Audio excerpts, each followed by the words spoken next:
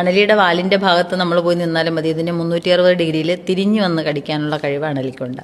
പിന്നെ അണലി എണീറ്റ് നമ്മളെ കടിക്കും. അപ്പോൾ അണലി നമ്മളധികം റെസ്ക്യൂ ചെയ്യുമ്പോൾ അതിൻ്റെ വാലിൽ പോലും അധികം അങ്ങനെ പിടിക്കാറില്ല.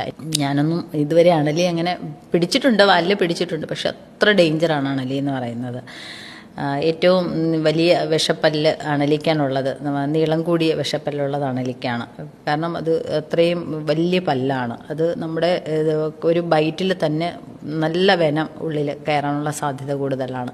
അതുപോലെ നമ്മുടെ ഇൻറ്റേർണൽ ബ്ലീഡിംഗ് ഒക്കെ ഉണ്ടാവും. അണലിയൊക്കെ കടിച്ചു കഴിഞ്ഞാൽ നമുക്ക് ആ ഭാഗം കട്ട് ചെയ്ത് മാറ്റേണ്ട ഒരു അവസ്ഥ ഉണ്ടാവും. അപ്പോൾ അത്രയും ടോക്സിക് ആയിട്ടുള്ള, വെനമസ് ആയിട്ടുള്ള, ഡേഞ്ചറായിട്ടുള്ള പാമ്പാണ്. പക്ഷെ മൂർഖൻ അങ്ങനെയല്ല.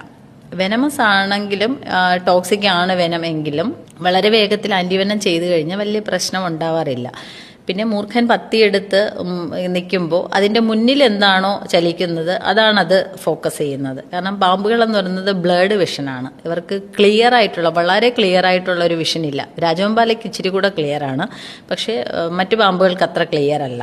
അപ്പോൾ ഇതിൻ്റെ മുന്നിൽ അനങ്ങുന്നതാണിത് മനസ്സിലാക്കുന്നത്. അപ്പോൾ അതിൻ്റെ മുന്നിൽ ഇതിങ്ങനെ അനങ്ങുമ്പോൾ നമ്മൾ പുറകെ കൂടി വന്ന് എന്ത് ചെയ്താലും മൂർഖൻ അത് അങ്ങനെ കാര്യം ശ്രദ്ധിക്കാറില്ല. അതുകൊണ്ടാണ് അതിൻ്റെ പത്തിയുടെ പുറകിലൊക്കെ ഉമ്മ വയ്ക്കുന്നതായിട്ട് കാണിക്കുക. പക്ഷെ അതെല്ലാം വളരെ ഡേഞ്ചറാണ്.